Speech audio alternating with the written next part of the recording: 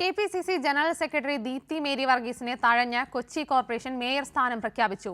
AI group ധാരണ പ്രകാരം ആദ്യത്തെ 2.5 വർഷം വി.കെ. മിനിമോളും തുടർന്ന് ഷൈനി മാത്യുവും മേയറാകും. മുതിർന്ന നേതാവിനെ പരിഗണിക്കണമെന്ന കെ.പി.സി.സി ചട്ടം അംഗീകരിച്ചില്ലെന്ന് ദീപ്തി തുറന്നടിച്ചു. കൊച്ചി മേയർ സ്ഥാനത്തേക്ക് ഏറ്റവും അധികം സാധ്യത കൽപ്പിച്ചിരുന്നയാളാണ് ദീപ്തി മേരി വർഗീസ്. എന്നാൽ സമുദായ സമ്മർദ്ദങ്ങൾക്കും എ.ഐ ഗ്രൂപ്പിന്റെ ധാരണകൾക്കൊടുവിലും ദീപ്തിയെ തഴഞ്ഞായിരുന്നു മേയർ പ്രഖ്യാപനം. ആദ്യത്തെ 2.5 വർഷം ഐ ഗ്രൂപ്പുകാരിയായ വി.കെ. മിനിമോളും തുടർന്ന് എ ഗ്രൂപ്പിലെ ഷൈനി മാത്യുവും മേയറാകും. കെ.സി. വേണുഗോപാൽ വിഭാഗക്കാരിയാണ് തഴയപ്പെട്ട ദീപ്തി. മേയറെ നിശ്ചയിക്കുന്നതിൽ കെ.പി.സി.സി മാനദണ്ഡങ്ങൾ പാലിച്ചിട്ടില്ലെന്ന് ദീപ്തി തുറന്നടിച്ചു. അത് രഹസ്യമായി ചെയ്യുമ്പോഴാണ് കൂടുതൽ സ്വാതന്ത്ര്യമായിട്ട് ആളുകൾക്ക് ചെയ്യാൻ പറ്റുക. അത് ചെയ്യാതെ ഇത്തരത്തിൽ ചെയ്ത് പിന്നീട് അതൊരു കോർ കമ്മിറ്റി കൂടി ഒരു പൊളിറ്റിക്കൽ ഡിസിഷനിലേക്ക് വരാമെന്നുള്ളതായിരുന്നു പറഞ്ഞിരുന്നത്.